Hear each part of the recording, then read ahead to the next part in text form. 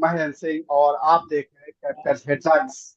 Captain headlines के इस खास कार्यक्रम में आपका स्वागत है। आज तारीख है 25 जून। आज ही के दिन 49 साल पहले 1975 को देश में आपातकाल लगा था। प्रधानमंत्री थी इंदिरा गांधी और उन्हीं के सिफारिश पर राष्ट्रपति फखरुद्दीन अली अहमद ने इमरजेंसी की घोषणा की थी। ये पहली बार नहीं था जब देश में इमरजेंसी लगाई गई थी। इसके पहले 2 बार और भी देश में इमरजेंसी लगाई जा चुकी थी। पहली बार ये नहीं था ऐसा 1975 में, ये तीसरी बार था जब इमरजेंसी की घोषणा की गई थी और देश में इमरजेंसी लगी थी। इसके बारे में जानेंगे कि कब कब आपातकाल लगा और क्यों लगा। लेकिन समझ लेते हैं कि आपातकाल होता क्या है। दरअसल संविधान के अनुच्छेद 352 आर्टिकल 352 में इसका उल्लेख है। राष्ट्रपति के पास राष्ट्रीय आपातकाल की घोषणा करने का अधिकार है। प्रधानमंत्री अपनी कैबिनेट की मीटिंग के बाद जब सिफारिश करते हैं तो आपातकाल की घोषणा की जा सकती है। इसके तहत नागरिकों के जो फंडामेंटल राइट्स हैं, जो मौलिक अधिकार हैं, वो सब निलंबित हो जाते हैं। और ऐसा तब किया जाता है जब देश पर, पूरे देश पर या किसी राज्य पर अकाल हो, बाहरी देश का आक्रमण हो, या फिर आंतरिक प्रशासनिक अव्यवस्था हो या अस्थिरता हो। तो ऐसी स्थिति में राजनीतिक और प्रशासनिक शक्तियां राष्ट्रपति के हाथों में चली जाती हैं। इसी को कहा जाता है आपातकाल। यानी कि आपके फंडामेंटल राइट्स सस्पेंड कर दिए जाते हैं और सारी शक्तियां राष्ट्रपति के पास चली जाती हैं। भारत में कुल 3 बार आपातकाल लगा। इसमें 1962, 1971 और फिर तीसरा जिसमें सबसे ज्यादा चर्चा है 1975 का। और ये राष्ट्रीय आपातकाल जो 1962 और 71 में लगा था, वो जब आक्रमण यानी कि जब देश युद्ध लड़ रहा था तब लगा था। पहली बार जब आपातकाल लगा 26 अक्टूबर 1962 को, और दूसरी बार लगा 10 जनवरी 1968 को। तो दोनों समय में भारत युद्ध के स्थिति में था और इसलिए इस पे बहुत ज्यादा चर्चा नहीं होती है। लेकिन जो इंदिरा गांधी ने, जो तत्कालीन प्राइम मिनिस्टर थी इंदिरा गांधी, उन्होंने जो आपातकाल लगाया, उस आपातकाल की खूब आलोचना होती है, खूब चर्चा होती है। तो वो क्यों होती है, वो सारी चीजें डिस्कस करने के लिए हमारे साथ एक बढ़िया पैनल है। श्री रविकांत गर्ग जी हैं, अध्यक्ष हैं उत्तर प्रदेश व्यापारी कल्याण बोर्ड, बीजेपी के नेता हैं, पूर्व विधायक हैं और पूर्व मंत्री रह चुके हैं। रविकांत जी, आपका कैपिटल हेडलाइंस में बहुत स्वागत है। धन्यवाद। और हमारे साथ सीनियर जर्नलिस्ट वात्सल राय जी हैं। 2.5 दशक का पत्रकारिता का अनुभव है। अमर उजाला, बीबीसी, आज तक तमाम संस्थानों में काम कर चुके हैं। कैपिटल हेडलाइंस के कंसल्टिंग एडिटर हैं। वात्सल जी, आपका स्वागत है। जी नमस्कार महेंद्र भाई, रविकांत भाई साहब को भी नमस्कार और सभी देखने वालों को भी मेरा सादर प्रणाम। नमस्कार नमस्कार नमस्कार। और इस चर्चा में हम लोग बात करेंगे कि किस तरीके से जो इंदिरा गांधी की जो आलोचना होती है और उस आलोचना क्यों की जाती है और उसके पीछे क्या, अब तक इतने 50 साल हो गए और अब तक इसमें अगर आलोचना की जाती है तो उसके क्या मायने हैं, क्या राजनीतिक तौर पर एक 50 साल पहले जो घटना हुई उसको आज तक भुलाया नहीं जा सका है। इतना वो अनुभव, जो कटु अनुभव हुआ, क्योंकि जब आपके अधिकार सीमित कर दिए जाते हैं, सस्पेंड कर दिए जाते हैं, तो निश्चित तौर पर उसकी यादें दिल में, दिमाग पर मौजूद रहती है। रविकांत जी, आपसे जानना चाहेंगे, आप तो उस हिस्सा रहे होंगे उस आंदोलन के जो आपातकाल के दौरान चला। तमाम लोगों को जेल में डाल दिया गया, सारे अधिकार सस्पेंड कर दिए गए और कहा जाता है खूब मनमानी हुई। तो इस तरीके की स्थिति को आप आज के समय के जो दर्शक हैं, जो नहीं जानते, तब थे ही नहीं उस वक्त, आज जो 50 साल का है वो तब पैदा हुआ था, तो आप किस तरीके के अनुभव को आप लोगों को बताना चाहेंगे कि उस वक्त आपकी यादों में वो आपातकाल कैसा था?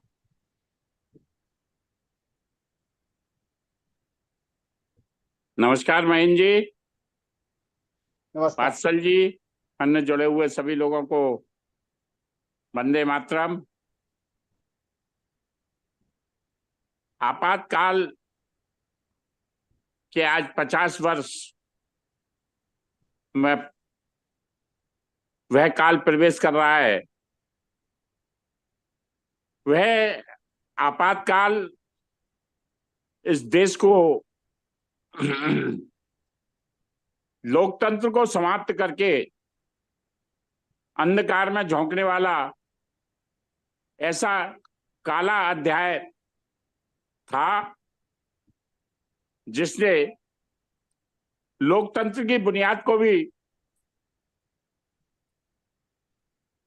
चोट पहुंचाने का कार्य किया, प्रेस की आजादी को समाप्त करने का कार्य किया, देश के सभी नागरिकों की मौलिक सिद्धांतों को, मौलिक उनके अधिकारों को समाप्त करने का कार्य किया।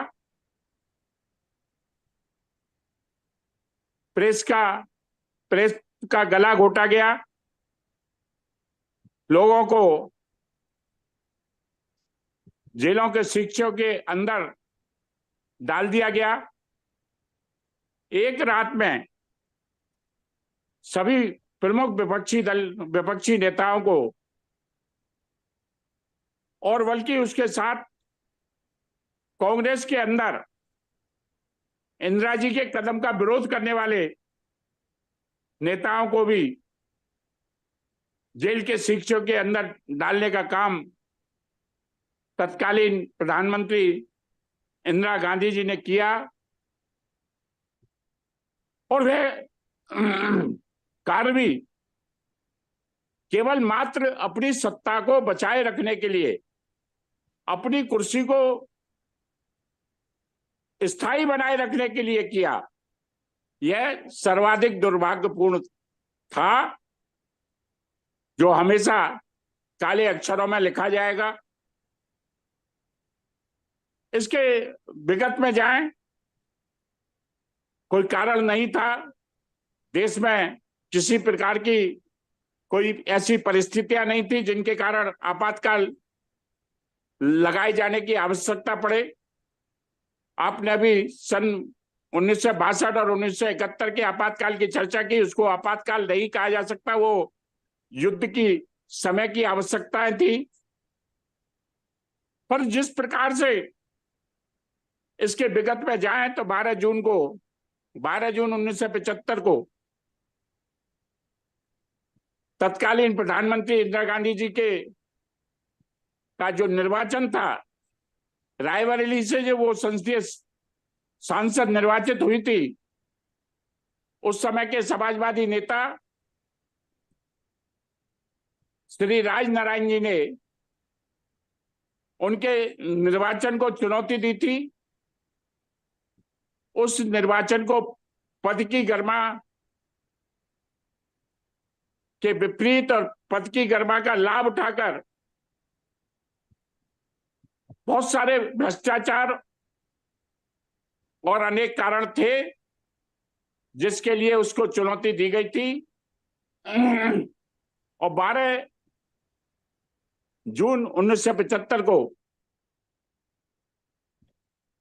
उत्तर प्रदेश के उच्च न्यायालय इलाहाबाद हाई कोर्ट के माननीय न्यायाधीश श्री जगमोहन लाल सिन्हा जी के द्वारा इंदिरा गांधी जी के निर्वाचन को अवैध बताया गया, भ्रष्टाचार युक्त बताया गया, मर्यादाओं के और गरिमा के विपरीत बताया गया। और उस निर्वाचन को रद्द करते हुए 6 वर्ष के लिए इंदिरा गांधी जी को अयोग्य घोषित किया गया चुनाव लड़ने के लिए। उस सत्ता को, उस कुर्सी को कैसे अक्षुण्ण रखा जाए, बनाए रखा जाए, इसके लिए गहन मंथन कांग्रेस के अंदर हुआ, इंटरनल रूप से हुआ होगा। परंतु उस निर्णय में 15 दिन का समय दिया गया था उसकी अपील करने के लिए, और इसी दौरान एक घटना और घटित हुई कि 12 जून को ही गुजरात विधानसभा का चुनाव परिणाम आया था, जिसमें कांग्रेस प्रथम बार इंदिरा गांधी जी के नेतृत्व में बुरी तरह से पराजित हुई थी और जनता पक्ष जीता था, जिसके कारण अपनी कुर्सी को हिलता हुआ देखकर, कुर्सी को जाता हुआ देखकर, बिना मंत्रिमंडल की सलाह लिए राष्ट्रपति जी से, तत्कालीन राष्ट्रपति जी से जबरन दस्तखत कराकर या रात्रि में आपातकाल घोषित किया गया। 7 से 8 हजार लोगों को रात में ही, विपक्षियों को, विपक्षी नेताओं को गिरफ्तार कर लिया गया, प्रेस पर सेंसर लगा दिया गया और सभी अखबारों की बिजलियां काट दी गई, अखबारों के दफ्तरों की बिजलियां काट दी गई। जी, उस समय कोई समाचार का चैनल नहीं था, आज तो हजारों, सैकड़ों, लाखों चैनल हो गए।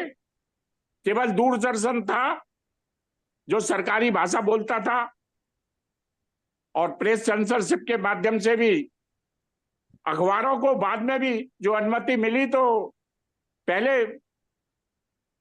अधिकारी को दिखाना पड़ता था समाचार को छापा जा सकता था, जिसके कारण आज सबने उस विवश स्वरूप को देखा, झेला। करीब 1,40,000 लोगों को जेल के शिक्षों के अंदर डाला गया, 80 लाख लोगों की नसबंदी कराई गई, जबरन नसबंदी कराई गई। अदालतों के कार्य को भी समाप्त करने का काम एक टेरर पैदा करके, आतंक पैदा करके किया गया। आज वही कांग्रेस जब संविधान की बात करती है तो बड़ा आश्चर्य होता है। जिस कांग्रेस के नेताओं ने, तत्कालीन प्रधानमंत्री इंदिरा गांधी जी ने, जिनके नाम पर आज सारी एक पार्टी पूरी तरह से आधारित है और चलती है, नेहरू गांधी खानदान के आधार पर, उन्होंने जिस प्रकार से इस देश की जनता के साथ, देश की जनता के लोकतांत्रिक अधिकारों के साथ और सारी व्यवस्था के साथ एक तरह से सारे भारत को बंधक बनाने का काम उस आपातकाल के माध्यम से किया गया, इसको हर भारतवासी को स्मरण रखने की, और मैं तो आपके कैपिटल चैनल के माध्यम से प्रधानमंत्री जी से और राष्ट्रपति जी से निवेदन करता हूं कि आपात पाठ्यक्रम में, हर स्तर पर पाठ्यक्रम में आपातकाल के उस काले अध्याय को जोड़ने का काम किया जाए, जिससे छात्रों को, युवा पीढ़ी को जानकारी, उस काल की जानकारी मिल सके और भविष्य में उसकी पुनरावृत्ति कोई ना कर सके, उसके लिए हिदायत मिल सके। हमको भी उस आंदोलन के माध्यम से छात्र नेता होने के कारण, भारतीय जनता पार्टी का एक कार्यकर्ता होने के नाते, राष्ट्रीय स्वयंसेवक संघ का कार्यकर्ता होने के नाते, उसको पूरे 18-19 महीने झेलना पड़ा। 13 महीने अज्ञातवास, कहीं 3 महीने कहीं। जो आपातकाल की गतिविधियां थी उनको संचालित करने का काम और गुप्त रहकर अंदर खाने जी उन बातों को लोगों तक पहुंचाने का काम करने का काम साइकिलो स्टाइल करके, पर्चा वितरण करके, समाचार पत्र वितरण करके किया। वह एक प्रकार से जब भी स्मरण आता है तो सारा सहरन पैदा होती है, एक आतंक और खौफ का वातावरण सामने परिलक्षित होता है, दिखाई देता है।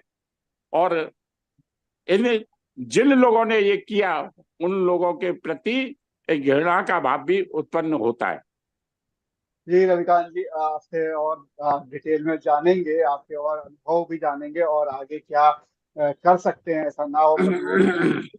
हमारे साथ एक और खास मेहमान जुड़ गए हैं, विजय बहादुर सिंह जी जुड़ गए हैं मथुरा से। विश्व हिंदू परिषद के नेता हैं, लोकतंत्र सेनानी हैं, इमरजेंसी के दौरान जेल गए थे और मथुरा में लोकतंत्र सेनानियों के संगठन के सर्वे सर्वा हैं। विजय बहादुर जी, आपका स्वागत है कैपिटल हेडलाइंस में। विजय जी म्यूट है। विजय जी आप अनम्यूट कर लीजिए। फोन में आपकी जहां पर आवाज का है वो देखिए एक माइक बना होगा, वहां पर उंगली से उसको हाँ दबा दीजिए। ये बिल्कुल। जय श्री राम जी कैप्टन, जी कैप्टन हेडलाइंस में आपका स्वागत है। जी। जी लोकनायक विजय, जयप्रकाश जिंदाबाद जिंदाबाद। जी जी बिल्कुल। आपसे आपसे आपके अनुभव भी जानेंगे और वात्सल जी से समझ लेते हैं। वात्सल जी, आ, हम और आप उस इमरजेंसी के दौरान तो नहीं थे और बहुत लेकिन जो यादें मतलब जो हम लोगों ने पढ़े हैं, इस तरीके से मौलिक अधिकार सस्पेंड कर दिए गए थे, फंडामेंटल राइट्स नहीं थे तमाम, जिस तरीके से रविकांत जी बता रहे थे कि वो सारा दृश्य उनके सामने, उनकी बातों से ऐसा लग रहा था कि वो आज फिर उसी काल में पहुंच गए हैं और वो पूरा विजुलाइज कर रहे हैं अपने अंदर, उसको फील कर रहे हैं। आज 50 साल बाद भी इस पर बड़ा राजनीतिक तौर पर बड़ा एक तरीके से बवाल होता है। बहुत सारी चीजें एक पक्ष विपक्ष को कही जाती हैं, जबकि एक लंबा अरसा हो गया मतलब वो ना लोग हैं इमरजेंसी में लगाने वाले और ना ही उस तरीकों को इंडोर्स करने वाले कोई लोग हैं। तो आखिर इस तरीके से पॉलिटिकली क्या अब माइलेज लेने के लिए ये लगातार इस तरीके की चीजें याद की जाती हैं? महेंद्र नहीं भाई, मैं ये कहना चाहूंगा कि इतिहास दो तरह का होता है। एक इतिहास जो आपने पढ़ा है, समझा है, और दूसरा इतिहास जो है आपने भोगा है। और हमारे साथ दो ऐसे लोग हैं जिन्होंने उस दौर में बड़ा संघर्ष किया। जैसा आपने कहा कि हमारा आपका उस समय जन्म भी नहीं हुआ था जब 25 जून को राष्ट्रपति ने हस्ताक्षर किए और 26 जून 1975 को इंदिरा गांधी ने खुद ऑल इंडिया रेडियो पर आकर इसकी घोषणा की। और मंत्रिमंडल से भी 26 तारीख को ही उन्होंने इसकी अनुमति ली, जैसा अभी रविकांत जी बता रहे थे। और तो उस जमाने में तमाम देश के तमाम प्रदेशों में, तमाम जिलों में गिरफ्तारियां हुई। हमारे साथ विजय बहादुर सिंह जी हैं जिनका आपने परिचय भी कराया। ये सबसे युवा, मतलब बच्चे ही थे, बल्कि 16-17 साल की इनकी उम्र रही होगी। पहले इनका जान लेते हैं, फिर हम लोग इस चर्चा को आगे बढ़ाएंगे। विजय जी से समझ लेते हैं कि उस समय एक छात्र के रूप में, एक किशोर के रूप में क्या उन्होंने झेला, देखा, समझा। और रविकांत जी ने जैसा अपना पूरा विस्तार से बताया, विजय जी बता दें, उसके बाद जो आपका प्रश्न है मैं उसका उत्तर देता हूं। जी जी जी। जी तो आदरणीय सिंह साहब और हमारे अनुज वात्सल्य जी और हमारे वरिष्ठ कार्यकर्ता और राज्य मंत्री रहे रविकांत जी को मैं देख पा रहा हूँ। मैं उस समय विक्रम शाखा सायं का गढ़ शिक्षक था, अर्थात राष्ट्रीय स्वयंसेवक संघ का नियमित स्वयंसेवक, और राजकीय इंटर कॉलेज में कक्षा 11 का छात्र था। विज्ञान मेरे पास था और जब ये पता लगा कि हमारा संघ कार्यालय जो मथुरा के केशव दुर्ग अर्थात कंसकिले पर है, उस पर पुलिस का छापा पड़ा और उसको सील कर दिया गया, तब तो हमें ये ज्ञान हुआ कि राष्ट्रीय स्वयंसेवक संघ को प्रतिबंधित कर दिया गया है रातों रात। और हमारे सरसंघ चालक सहित अनेक वरिष्ठ प्रचारक, दायित्ववान अधिकारी और भारतीय जनसंघ के शीर्षस्थ नेताओं को जेल में डाल दिया गया।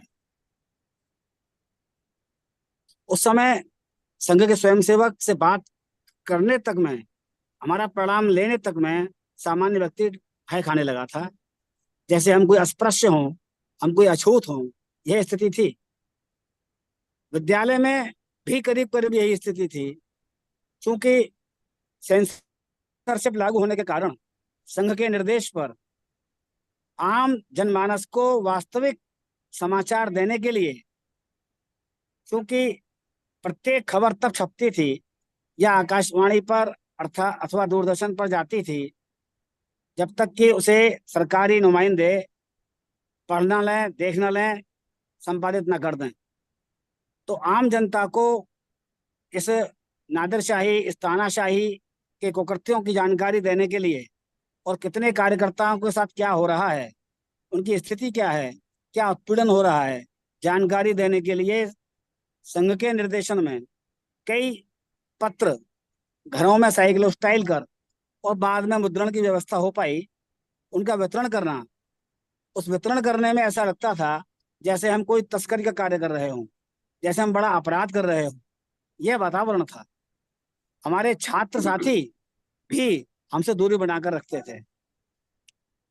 जो लोकल इंटेलिजेंस विभाग होता है राज्य सरकार का, उसमें एक चौधरी साहब थे जिनका बड़ा आतंक था मथुरा में, क्योंकि वो ढूंढ ढूंढ कर हमारे कार्यकर्ताओं को गिरफ्तार करवा रहे थे।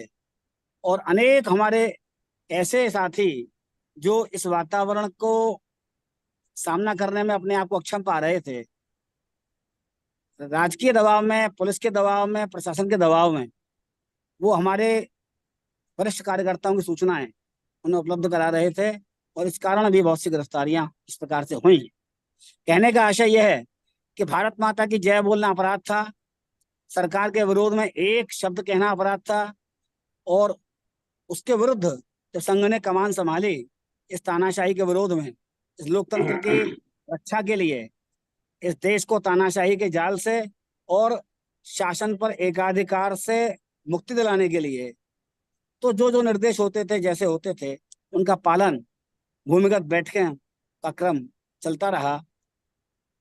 जिस कार्यकर्ता को जो निर्देश मिला उसने उसका पालन किया। और फिर जब संकल्प पत्र भरवाए गए इस आशय के कि राष्ट्र रक्षा के लिए, देश में लोकतंत्र की को सुरक्षित करने के लिए संगठन जो आदेश करेगा उसका हम पालन करेंगे, उसको रक्त से भरना था। तो हमने भी उस प्रपत्र को, उस संकल्प पत्र को रक्त से हस्ताक्षर कर संकल्प लिया। और जैसे ही आदेश मिला, हमें अपने वरिष्ठ कार्यवाह, सायं कार्यवाह राजकुमार जी थे, जो अब अधिवक्ता हैं और इस समय संघ के दायित्ववान बड़े कार्यकर्ता हैं, तो उनके आदेश पर उस दिन मेरी परीक्षा थी, अर्धवार्षिक परीक्षा थी, 23 तारीख थी दिसंबर। मैं प्रातःकाल अपने आवास पर रसायन शास्त्र के फार्मूले रट रहा था। तभी एक आवाज आई, विजय जी। और मैं दौड़कर गया, देखा राजकुमार जी खड़े हैं। उनका आदेश था कि आज आप छात्रों को सत्याग्रह के लिए जाना है। सब कुछ भूलकर घर में बिना बताए अपना ज्योमेट्री बॉक्स लेकर, जैसे हम पेपर देने जा रहे हों, और हम इंगित स्थान पर एकत्र हुए। और वही जो हमारे सेंसरशिप के विरोध में या सत्य घटनाओं को बताने के लिए छपते थे हमारे अखबार, लोक संघर्ष नाम से, उससे पहले हस्तलिखित साइक्लोस्टाइल क्रांति दूत भी छपते थे। उनको बांटते हुए हमने जब नगर में निकले, यमुना तट से, स्वामी घाट से, लोगों में सनसनी फैल गई। ये सिर्फ कहाँ जा रहे हैं, इनको पता नहीं है क्या होगा इनका। और हम मुश्किल से आधा किलोमीटर से भी कम बाजार को नाप पाए होंगे। पुलिस ने हमको गिरफ्तार किया और कोतवाली ले जाते रास्ते में ही एक बड़े नामी, उस समय इनका आतंक था, उपनिरीक्षक RS पुनेठा, उन्होंने रास्ते में ही हमारी ऐसी स्थिति कर दी, सिर के बाल खींचकर, हमारे कार्यकर्ताओं के साथ हमारा सिर लड़ाकर। तो बड़ा ऐसा लगा पता नहीं क्या होने वाला है।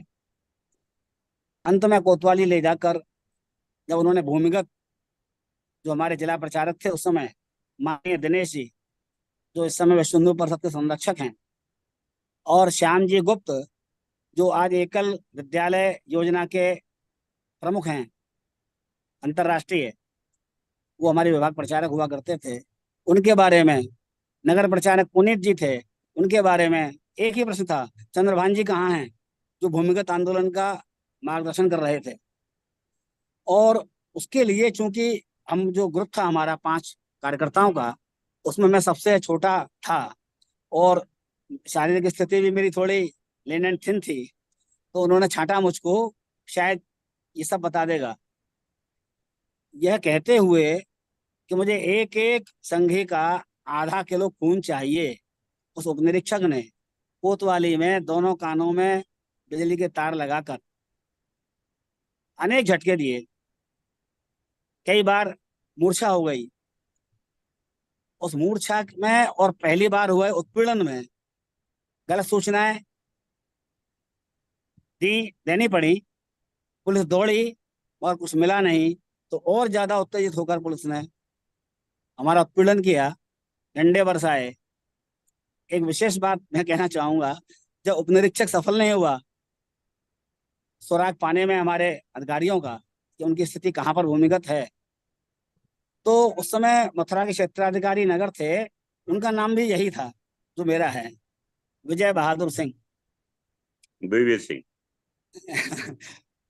तो विजय विजय बहादुर सिंह बैठे थे, ठंड का समय था ही, दिसंबर का, बाहर लॉन में।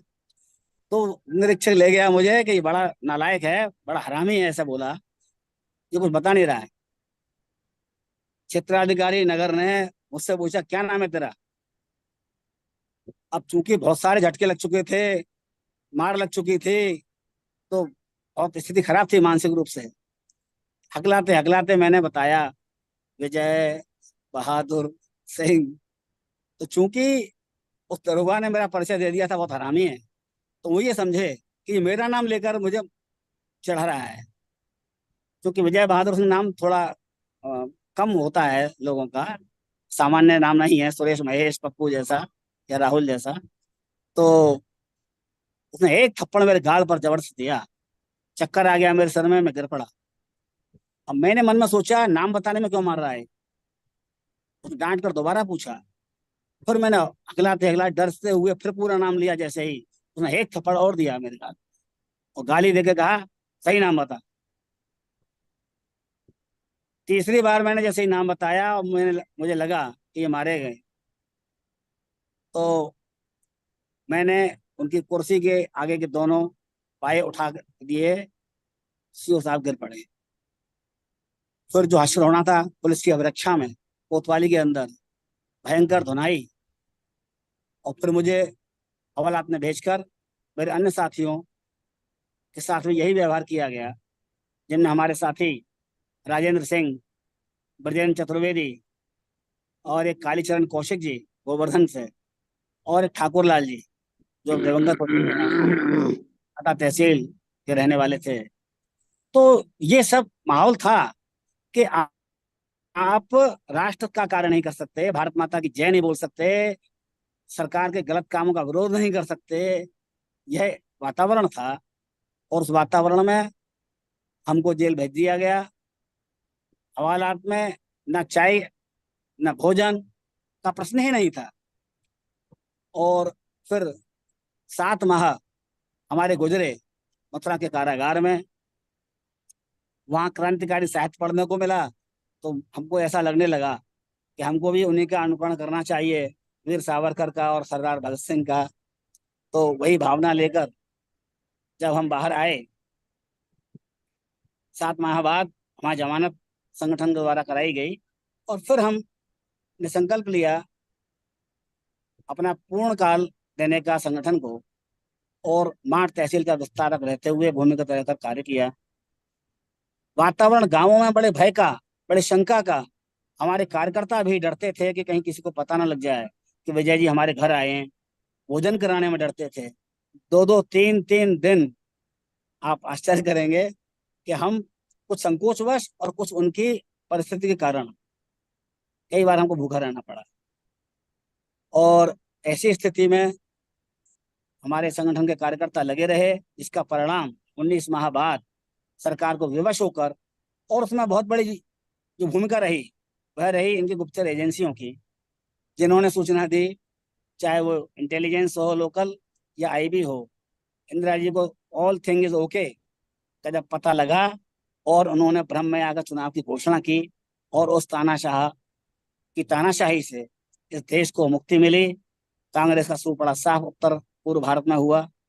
तो ये सारा जो संकल्प था और ये संघर्ष था, यह एकमात्र लक्ष्य था इस देश को, जो पूरे विश्व में सबसे बड़ा लोकतांत्रिक देश है, उसकी विश्वसनीयता और उसकी जो अक्षुण्णता लोकतंत्र की बनाए रखने के लिए राष्ट्रीय स्वयंसेवक संघ ने जो अपना परिचय दिया संघर्ष का, यह अनुकरणीय है। और ऐसा दिन दोबारा न आए, यह याद कराने के लिए नई पीढ़ी को कि इसकी महत्ता क्या है लोकतंत्र की, और इसके लिए देशवासी कुछ कर सकते हैं और हर व्यक्ति कर सकता है। इसीलिए बार बार याद किया जाता है। कोई इसमें पॉलिटिकल एजेंडा नहीं है, किंचित मात्र नहीं है। केवल यह स्मरण कराना कि शासक तानाशाह ना हो जाए, वो अपनी जागीर न समझने लगे, वो अपने स्वयं को सेवक समझे। जैसा कि हमारे माननीय प्रधानमंत्री बार बार एक शब्द प्रयोग करते हैं, कभी चौकीदार, कभी प्रमुख सेवक, इस प्रकार के। तो यही मानकर हमको इस देश में नागरिक बनकर रहना चाहिए, और देश के लिए जो योगदान हम कर सकते हैं। हम अक्सर एक गीत गाते हैं कि देश हमें देता है सब कुछ, हम भी तो कुछ देना सीखें। तो हमें कृतज्ञ होना चाहिए इस भारत माता का, जहां हमने जन्म लिया और जहां हम बड़े हो रहे हैं, और आज सुखद वातावरण में हम जीवन यापन कर पा रहे हैं। जी जी, और आपसे अभी बात करेंगे और जानेंगे। वात्सल जी से संक्षेप में समझ लेते हैं और फिर गर्ग साहब के पास चलेंगे। उनके पास बहुत कुछ है बताने के लिए आज के दिन के लिए। वात्सल जी, संक्षेप में आप क्या कहना चाहेंगे? क्या लोकतांत्रिक व्यवस्था उसके बाद से सुदृढ़ हुई है? आप देख रहा पा रहे हैं, क्योंकि बहुत बड़ा ये अनुभव था हमारे आपके सामने, सबके सामने, और आने वाली जो पीढ़ियां थी, कि लोकतंत्र का एक काला अध्याय था। और क्या अब आपको ये लग रहा है कि लोकतांत्रिक मूल्यों की जो बुनियाद है वो और मजबूत होती जा रही है, जिस तरीके से आज की राजनीति है? देखिए महेंद्र भाई, ये लोकतंत्र के जो मूल्य हैं, और अगर आप इंडेक्स देखें जो आती हैं, चाहे आप प्रेस फ्रीडम इंडेक्स देखें या लोकतांत्रिक बाकी चीजों को देखें, तो शासन व्यवस्था कमोबेश आगे पीछे वैसे ही चलती है। लेकिन इतना तय है कि आज भारत में इमरजेंसी लगाना, जैसा उस समय इंदिरा गांधी जी ने राष्ट्रपति महोदय तत्कालीन से हस्ताक्षर लिए, उद्घोषणा की 18 महीने, और जैसा विजय भाई ने बताया, वो सारे प्रसंग सुन के रोंगटे खड़े हो जाते हैं। तो वैसा हो पाना मुश्किल है, लेकिन फिर भी लोकतंत्र को बेहतर किया जा सकता है, मजबूत किया जा सकता है। सरकारें, सत्ता कभी नहीं चाहती कि आप खुलकर बोलें। अगर आप किसी मंत्री एमएलए के खिलाफ, हर जनप्रतिनिधि रविकांत जी की तरह नहीं होता, अ, तो वो अपनी बुराई नहीं सुन पाते हैं, अपनी आलोचना उस तरह से, बुराई मैं नहीं कहूंगा, आलोचना उसको बर्दाश्त नहीं कर पाते। सब चाहते हैं कि मीडिया नियंत्रण में रहे, विरोधियों की आवाज कुचल दी जाए। लेकिन विपक्ष का होना भी जरूरी है लोकतंत्र में, और विपक्ष लोकतंत्र को मजबूत करता है। सरकारों को भी इससे सबक लेना चाहिए। और मैं समझता हूं कि आज का दिन हम लोग का, क्योंकि ये 50वां साल है, दोबारा कभी इस विषय पर लंबी चर्चा कर सकते हैं। आज का दिन जो दो लोकतंत्र सेनानी हमारे साथ हैं, क्योंकि बाद में ये काफी कुछ बने, लेकिन जिस समय उन्होंने संघर्ष किया, गिरफ्तारी दी, ये आंदोलन चलाया एक इमरजेंसी के खिलाफ, क्योंकि रविकांत जी ने आंकड़ा बताया, बाकी जगह भी इसकी पुष्टि होती है कि 1,40,000 से ज्यादा लोग जेल में थे। तो भारत बहुत बड़ा है, आबादी उस समय भी करोड़ों में थी, 50 करोड़ आबादी भारत की रही होगी, लेकिन सिर्फ 1.5 लाख लोग थे। यानी बाकी लोग आपातकाल का समर्थन भी कर रहे थे, उसको विनोबा भावे जैसे संत अनुशासन पर्व बता रहे थे।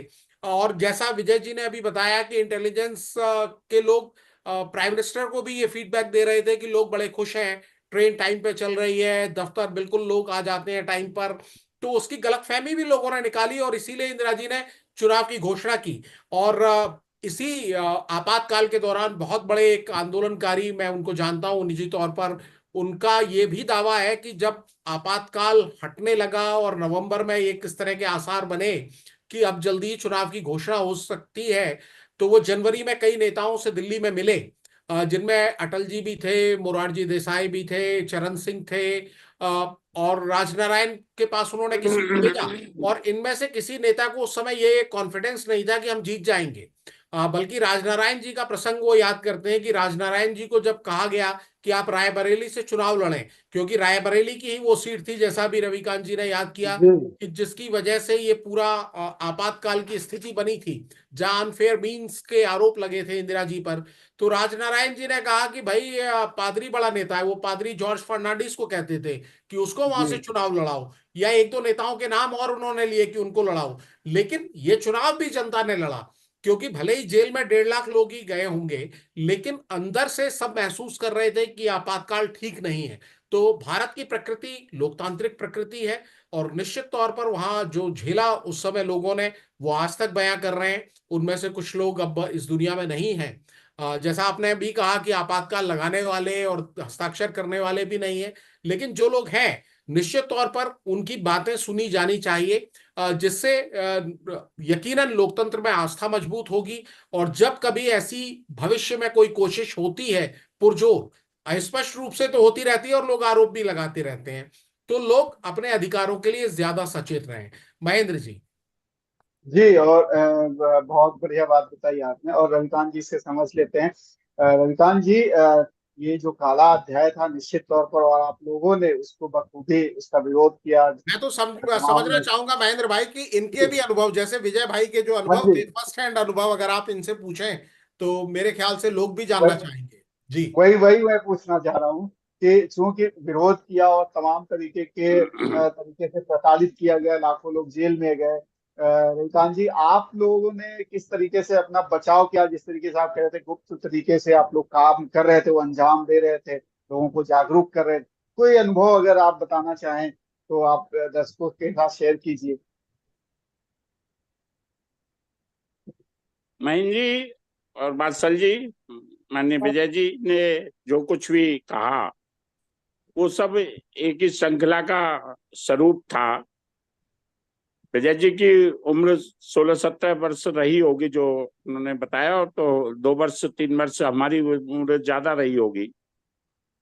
हम लोगों ने जो अपना बचाव नहीं किया, भूमिगत रहकर कार्य करने का जो निर्देश था, जो और वो उस निर्देश को संकल्प बनाकर जो कार्य किया, उसके कारण अब कहीं से साइकिलो स्टाइल मशीन लाए। उस समय कोई फोटोस्टेट मशीन नहीं होती थी। लिखने के लिए स्टेंसिल काटे जाते थे। स्टेंसिल हाथ से, लेकिन जिसकी अच्छी राइटिंग होगी वही स्टेंसिल में लिखेगा, और स्टेंसिल का अक्षर ही साइकिल स्टाइल होकर पत्रक बनेगा। उस कार्य को अनवरत रूप से हम 5-6 लोग मिलकर, एक ग्रुप था, 5-6 लोग मिलकर करते थे। उसमें कभी किसी के घर पर बैठकर करते थे, कभी किसी के घर पर बैठकर करते थे। फिर उन पत्रकों को बांटा जाता था, जिम्मेदारी दी जाती थी 50-50, 25-25। वो जैसा श्री विजय जी ने बताया कि हम उन पत्रकों को जब घर पर पहुंचा रहे हैं, दुकानों पर पहुंचा रहे हैं, दुकानों के अंदर डाल रहे हैं, घरों के अंदर डाल रहे हैं, तो ऐसा लगता था कि जैसे हम कोई तस्करी का काम कर रहे हैं। तो वो सारी परिस्थितियां थी, और उन सारी परिस्थितियों को झेलते हुए संगठन के निर्देशों का भी और अपनी भावनाओं का भी, लोगों को किस तरीके से, जो ज्यादा डरे हुए थे और अपने परिवार थे, उनको भी किस प्रकार से ढांढस दिया जाए, किस प्रकार से उनको साहस दिया जाए, किस प्रकार से उनको कार्य की गतिविधियों में जोड़ा जाए, प्रोत्साहित किया जाए, उस सारे कार्य को भी करते रहे। अब कई रवि महीने जी गोवर्धन में रवि रहने जी का सौभाग्य मिला, कई महीने वृंदावन में रहने का सौभाग्य मिला। पूरे 19 महीने में केवल एक दिन घर पर आने का अवसर मिला, वो भी काला चश्मा लगाकर, एंग्लो इंडियन बनकर। सुबह आए और शाम को चले गए। जी गर्ग साहब, एक सवाल बिल्कुल व्यक्तिगत की घर वालों की क्या दशा थी, और घर वाले, चूंकि आप लोग तो तब 17, 18 या 19 साल के थे, एकदम कोई बहुत उम्र ज्यादा नहीं थी, तो घर वालों की क्या स्थिति होती थी, घर वाले क्या कहते थे आप लोगों को, क्या सपोर्ट था या डांटते थे, जरा थोड़ा सा बताइए। घर घर वाले तो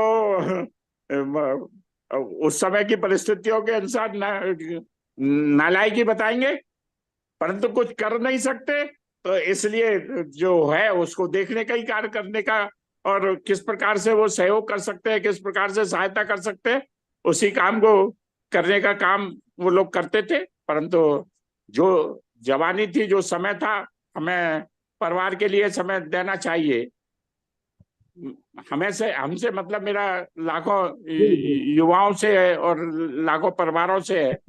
उस समय को देश के लिए या परिस्थितियों बस जूझने का कार्य किया, और उससे एक अंदर साहस भी आया, संकल्प भी आया, और उसके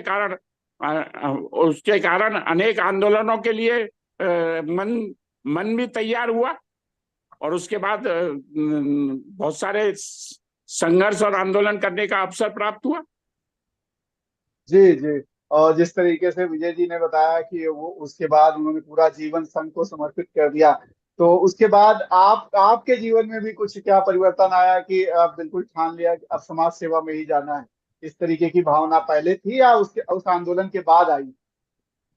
नहीं, वो सामाजिक भाव था और राष्ट्रीय भाव था। इसी वजह से संघ से जुड़े, इसी वजह से जनसंघ से जुड़े, और उसकी युवा शाखा के उस समय पदाधिकारी थे, नगर सचिव थे। और उसके बाद निरंतर अत्याचार और अन्याय कभी देखा नहीं गया, और उसके लिए अनवरत संघर्ष करते रहे। जी। नहीं, आप वाकई आप लोगों ने जो लोकतंत्र सेनानी रियल सेंस में, और आप लोगों ने उसका जम के विरोध किया। वात्सल जी, बस संक्षेप में अपने कार्यक्रम को विराम देने का जनाब, वक्त आ रहा है। मैं बहुत प्रसंग जी। वो एक प्रसंग जोड़ना चाहूंगा अभी, हाँ हाँ जी, बिल्कुल बिल्कुल। आपके आज्ञा हो तो। जी बिल्कुल। प्रथम तो मैं दो एक संस्मरण बताना चाहूंगा। उस समय की निर्दयता, पराकाष्ठा और अपने जैसे शासकीय अधिकारी सरकार की नजर में स्वयं को श्रेष्ठ सिद्ध करने के लिए जब सीमाओं से बाहर चले जाते हैं, उसका एक छोटा सा उदाहरण यह है। एक बहुत वरिष्ठ और बड़े कर्मठ कार्यकर्ता थे, रामचंद्र जी वीर, और वह नगर पालिका में पंप ऑपरेटर थे। उनको जेल भेज दिया गया, उनकी सेवा समाप्त हो गई। उनके वियोग में उनका 6 साल का पुत्र जब मृत हो गया, और जब उसके लिए हमारे संपर्क के अधिवक्ताओं ने प्रयास किया पिताजी आ जाएं पैरोल पर बच्चे के संस्कार के लिए, तो उसके लिए मना कर दिया गया। मुझे खूब याद है, मेरे पिताजी उस बच्चे के शव को एम्बेसडर कार की डिक्की में रखकर, और हमारे जो अधिवक्ता थे, यहाँ के चेयरमैन भी रहे हैं पहले, सब जानते हैं, सुरेश कृष्ण जी भार्गव, वो साथ में गए। जिलाधिकारी एम रंजन के आवास पर जाकर जब वो गाड़ी खड़ी कर दी गई, तो आप आश्चर्य करेंगे कि हमारी परंपरा में कम से कम 13 दिन का तो शोकावकाश होता ही है, वो संस्कार किए जाते हैं। 1 घंटे की मोहलत, मैं इस बात को 1 घंटे की मोहलत उस पिता को मिली संस्कार के लिए। दूसरे हमारे कार्यकर्ता थे नंदकिशोर भाटिया, उनके जब घर की कुर्की की गई डीआईआर में बंद किए गए, और जब वो उनकी जमानत पर आ गए और कार्य कर रहे थे संगठन का ही यही तानाशाही का विरोध, तो उनको दोबारा उनका वारंट वीसा में जारी किया गया। और उनके न मिलने पर जब उनके घर की कुर्की की गई, उनका आवास मथुरा के प्रसिद्ध मंदिर द्वारकाधीश के पीछे कुआ वाली गली में था। हुआ गली में। कुआ वाली गली में, आप आश्चर्य करेंगे, हालांकि पुलिस ऐसे तांडव अब भी करती है, यदा कदा अपनी मर्जी से करती है, कोई कहता नहीं है, तो उसके जो घर में सुबह का आटा मड़ा हुआ था रोटी बनाने के लिए, उस तक को पुलिस उठा के ले गई। माताजी की साड़ी ले गई जो पहने हुई थी, उतरवा के वो पेटीकोट में रह गई। ऐसी दुर्दांत स्थिति। ये एक, मैंने केवल 2 प्रसंग बताए हैं, अनेक ऐसे प्रसंग हैं। नाखून खींच लेना और प्लास से पेड़ पर उल्टा उंगलियों को लटकाना। दबा देना, ये तो सामान्य चीजें हैं भाई साहब, गर्ग साहब। वो तो लटकाना कोई बड़ी बात नहीं है। यानी केवल इस अपराध में कि हम तानाशाही का विरोध कर रहे हैं, कोई हम अपराधी नहीं हैं। ये सब को झेलने की क्षमता, ये सब संस्कार केवल और केवल हमें ध्वज प्रणाम करने के बाद आए। और मेरा सौभाग्य है, जहां तक अभी पूछा आपने रविकांत जी से, घर वालों को क्या हाल था, उनका कितना सहयोग था या विरोध था, या आप लायक थे या नालायक थे उनकी दृष्टि में, तो मैं ये कहना चाहूंगा, क्योंकि मेरे पिताजी स्वयंसेवक थे और संघ पर प्रथम प्रतिबंध लगा था गांधी जी की हत्या के बाद, तो संघ पर आरोप लगा था हत्या करवाने, नाथूराम गौडसे संघ के स्वयंसेवक हैं। उस 48 में मेरे पिताजी भी सत्याग्रह किए थे और वह आगरा की सेंट्रल जेल में रहे थे। आर्मी की जो सेवा थी उनकी पे अकाउंट ऑफिस में, वो नछावर हो गई थी। वो मुझे कहानियां सुनाया करते थे जेल की और संघर्ष की। वो बचपन के संस्कार मिले कि हम भी ऐसा कभी करेंगे, तो मौका आ ही गया था सन 75 में। और वही जेल और उसी प्रकार की घटनाएं, उसी प्रकार के अत्याचार हमने झेले, और उसका बल मिला हमें शाखा से। मुझे सौभाग्य है कि मेरे चाचा जी मुझे 5 वर्ष की उम्र से शिवाजी शाखा ले जाया करते थे। ध्वज प्रणाम और नमस्ते सदा वत्सले ने यह प्रेरणा दी कि हम कुछ भी कर सकते हैं देश के लिए, हमें करना चाहिए। जी बिल्कुल। और ये एट्रोसिटीज की जो बातें हैं वो वाकई में दिल दहलाने वाली हैं कि किस तरीके से प्रशासनिक अधिकारी बेलगाम होके, बिल्कुल ऐसा लग रहा था जैसे कि किसी और दुश्मन देश के लोगों को, टेररिस्ट को पकड़ के टॉर्चर कर रहे हैं। वो बहुत कहानियां हैं इस तरीके की। निर्लज्जता की सीमा देखिए। ये आदेश जी दिया जाए कि अध्यापक बच्चों से कहे, तो घर पर जाके गए अपने पिताजी से तो नसबंदी करा लें। जी, पकड़ पकड़ के नसबंदी कराई ये गई भारत लोगों वर्ष को। में हो रहा था। जी कोटा दिया गया था अच्छा, अध्यापकों को कि आप इतने केस लाइएगा। वो बच्चों से कहते थे कि घर पे जाके कहो तब माता वेतन पिता से। मिलेगा। कई उनके कई वेतन रोक दिए ऐसे गए थे।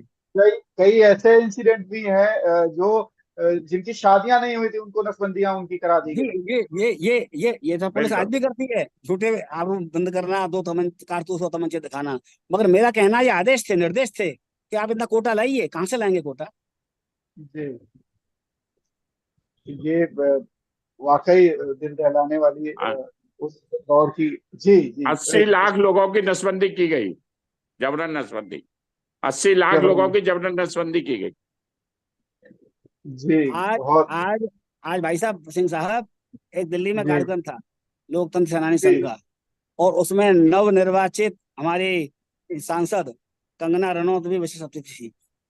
और उनको बुलाया इसलिए गया था कि उन्होंने इमरजेंसी पर फिल्म बनाई है जो 7 सितंबर को रिलीज होने वाली है। उन्होंने अध्ययन किया जब प्रफुल्ल जयकर की किताब का, जो इंदिरा गांधी जी की ऑटोबायोग्राफी जिन्होंने लिपिबद्ध की है, उसको पढ़ने के बाद वो कंगना रनौत बता रही थी कि एक पुलिस वाले ने रिटायर्ड होने के बाद बताया एक ऐसे व्यक्ति के, एक बच्चे के बाप को, जिसका बच्चा नहीं मिल रहा था कई सालों से, इमरजेंसी से गायब था, कि मेरा बच्चा कहाँ है, अब तो बता दे। उसने रो रो के बताया पुलिस के दीवान ने कि हमने उस बच्चे, वो बच्चा मर गया था मारते मारते हमसे, तो हम उसको जला नहीं सकते थे क्योंकि लोगों की निगाह रहती थी पुलिस के अत्याचार कहाँ कहाँ हो रहे हैं, सरकार के अत्याचार। तो हमने उसको, जहां पर जानवरों को भेजा जाता है, मृतों को, और जिनको क्रेशर में डाल के और वहां भेजा जाता है फीड, पशुओं के खाना बनाने के लिए, वहां भेज दिया था उसको। आज ये उन्होंने मंच से कहा, मेरे पास रिकॉर्डिंग है उसकी। जी ये जी किताब में अंकित है। ये ऐसा नहीं है कि कपोल कल्पना है, ये उस पुलिस के दीवान ने बताया। ये पराकाष्ठा थी। जी बिल्कुल। और बहुत ऐसी कहानियां हैं, मतलब ऐसी सच्चाई, सच्ची घटनाएं ऐसी हैं बहुत ज्यादा। ये प्रसंग जो है, ये कहानियों का अगर छेड़ा जाए तो बहुत लंबा चल सकता है और समय आज इजाजत इतना ही दे रहा है। वात्सल जी, आप कुछ कहना चाह रहे हैं या कुछ पूछना चाह रहे हैं हमारे दोनों मेहमानों से? नहीं महेंद्र भाई, ये कहानी आना जरूरी थी। आपको बहुत बहुत धन्यवाद कि एक ऐसे दिन जब रविकांत गर्ग जी भी और विजय बहादुर जी भी दोनों ही काफी व्यस्त थे, कई कार्यक्रमों में उन्होंने हिस्सा लिया, लेकिन आपने ये कार्यक्रम रखा और इन दोनों ने समय दिया। मैं तो बड़ा आभार प्रकट करूंगा, क्योंकि फर्स्ट हैंड इंफॉर्मेशन जो जिस तरह से विजय भाई इमोशनल हुए और वो आंखों की नमी हमारी आंखों में भी आई। अ, हालांकि इससे सबक लेने की जरूरत है, और जैसा इन्होंने कहा कि पॉलिटिक्स की इसमें कोई बात नहीं है, राजनीति से आगे बढ़कर अगर ये बातें रहती हैं, क्योंकि केवल एक सरकार नहीं है, मतलब केवल एक ये राष्ट्रपति या प्रधानमंत्री का फैसला नहीं है, जो नीचे लोग इसको अमल कर रहे थे, जैसा जो सीओ साहब या जो सिपाही या डीएम साहब वो कर रहे थे, वो भी तो इंसान रहे होंगे, एक इंसानियत रही होगी। जो फैलो हिंदुस्तानी है आपके भारतीय ही हैं, और जो अच्छा ही काम कर रहे हैं, कोई गलत नहीं कर रहे हैं, उनके साथ आप इस तरह का बर्ताव करते हैं, तो वहां भी एक मानवीय दृष्टिकोण सरकार के अंदर भी होना चाहिए। क्योंकि लोकतंत्र में एक ये चीज भी बड़ी जरूरी है कि आप आंख बंद करके जब इस तरह के फैसले अमल में लाते हैं, तो फिर क्या फर्क रह गया है एक तानाशाही में और एक आजाद हिंदुस्तान में। क्योंकि अंग्रेज अगर जुल्म करते थे वो समझ आता था, जब आप हमारे ही अधिकारी हैं, हमारे ही टैक्स से आपको तनख्वाहें मिल रही हैं, पैसे मिल रहे हैं, सुख सुविधाएं मिल रही है, लोग आपको सलाम और जी हुजूरी कर रहे हैं, और आप अपने लोगों पर ही इस तरह के जुल्म कर रहे हैं। बहुत आभार आपका भी कि आपने ये आज मौका दिया, और ये बहुत जितने भी लोगों तक ये कहानी पहुंचेगी, और इस तरह के कार्यक्रम, क्योंकि ये 50वां साल है, होना जी चाहिए। और मैं विजय भाई से कहूंगा कि बहुत से लोगों की तो इन्होंने लोकतंत्र सेनानियों को जोड़ा है। एक मेरा भी अनुरोध है, मतलब मैं तो आज इस लाइव कार्यक्रम में कह रहा हूं कि एक लोकतंत्र सेनानी को मैं भी जानता हूं, अपने परिवार के ही हैं, और उनका भी मतलब वो नाम शामिल कराएं। बस मैं विजय भाई से ये कहूंगा कि उनका भी मतलब जो श्रेय है उन तक भी पहुंचे, विजय ये भाई। बहुत क्रांति, उस समय के बड़े क्रांतिकारी छात्र नेता थे श्री मदन मोहन जी राय। बैंक बैंक में सेवा देने के बाद वो सेवानिवृत्त हैं, और प्रयास जारी था, और वह किन्हीं कारणों से थोड़ा सा मध्यम पड़ गया, उसको पुनः जागृत किया जाए। जी जी, बहुत आभार। और निश्चित तौर पे ये जिस तरीके से दोनों लोगों ने बताई उस वक्त की, बिल्कुल विजुलाइज करा दिया। बहुत इमोशनल कहानियां, एट्रोसिटीज की कहानियां वो दर्शकों तक पहुंचाने के लिए आप दोनों लोगों का बहुत बहुत आभार, बहुत शुक्रिया। आप लोगों ने समय निकाला अपने व्यस्ततम कार्यक्रम में। रविकांत जी, आपका भी बहुत बहुत शुक्रिया कैपिटल हेडलाइन से बात करने के लिए। और विजय जी, आपका भी बहुत बहुत शुक्रिया, आपने समय निकाला और आप दिल्ली से मथुरा गए और उसके बाद आप हमारे साथ जुड़े। बहुत बहुत शुक्रिया, आभार। अ, फिलहाल दर्शकों से कहना चाहूंगा कि आप क्या कहना चाहते हैं, हमें कमेंट करके जरूर बताइए। इस चर्चा में फिलहाल इतना ही। नमस्कार।